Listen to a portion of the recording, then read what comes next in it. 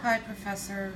This is Janice. So I'm going to talk about whole life insurance versus investing. I know the class is talking about insurance as a whole, so I chose to focus on life insurance and how it pertains to investing since I'm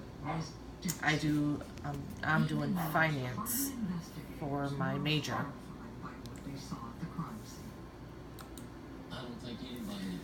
So, if you like Edgar Allan Poe, the Raven says, quote, the Raven nevermore.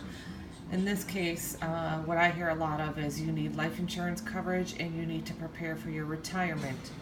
Half true and half false. You do not need a life insurance coverage. It depends on your situation. Everybody needs to prepare for retirement. That's just a given. However, life insurance depends on your situation and whatever else you have going on in your life. And we'll get into that a little bit further. Okay, so what is whole life insurance? Whole life insurance is a type of life insurance contract that provides insurance coverage of the contract holder for his or her entire life upon the inevitable death of the contract holder. The insurance payout is made to the contract's beneficiaries. These policies also include a savings component which accumulates a cash value.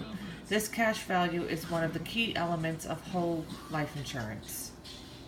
And so let's talk about a little bit of 401ks and investments. These are the other type of things, I guess, for retirement. Under the plan, retirement savings contributions are provided and sometimes proportionately matched by an employer, deducted from employee's paycheck before taxation. Therefore, tax deferred until withdrawn after retirement or as otherwise permitted by applicable law, and limited to a maximum pre-tax annual contribution of $18,000 as of 2017.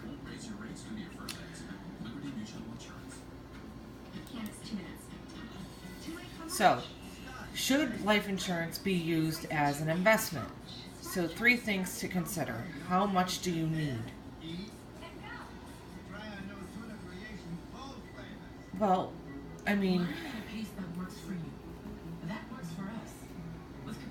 if a more expensive permanent policy means you can only afford to buy less, then for you it's probably not a good idea. Cheaper ones equal younger and less likely to use it.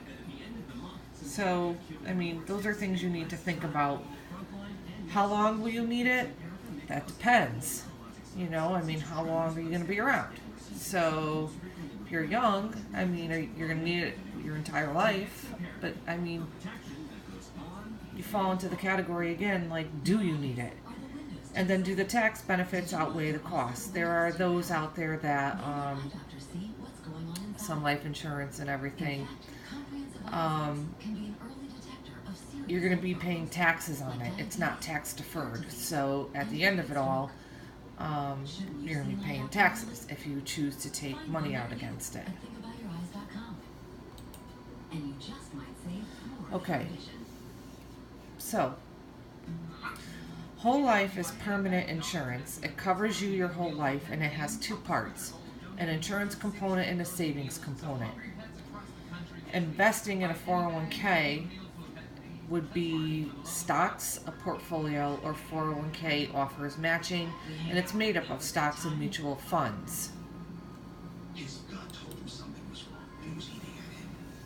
So there are pros and cons for whole life and a 401k. And you can see here, like whole life, anybody can buy it. A 401k is only offered through your job. Whole life, you have to meet health requirements. 401k, you do not. Whole life is the most expensive kind of life insurance. It provides financial protection. Takes several years before you build any cash value. The growth is slow and conservative.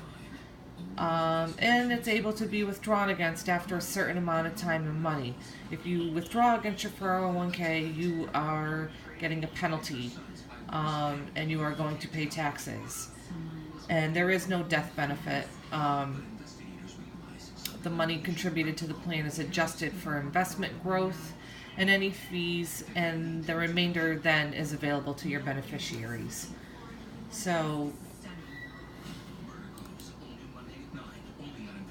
and that is the end. When you think about like life insurance, it's not always generally just purchased to cover you for life, because it's generally there to cover you for your family or anybody who needs it after you pass away. So like my daughter would require me to have life insurance. However, my sister would not need it. She doesn't have any kids. But if it meant getting her like an investment opportunity, then whole life would be the way to go. It's very beneficial, and if she chooses to have kids down the road, she's already halfway there. So, you gotta look at the pros and cons of everything, and as always, take a look into what you're getting into before you sign those dotted lines. You learn a lot of this stuff after the fact. Don't be so rushed. And consult somebody before you sign those dotted lines, So, personally, my father and I get in this argument constantly. I'm not a big fan of life insurance. I only use the small amount that I have from work, because all you're going to need it for is to bury me. What am I going to need it for? Nothing really. My beneficiaries are the ones who are going to need it, not me.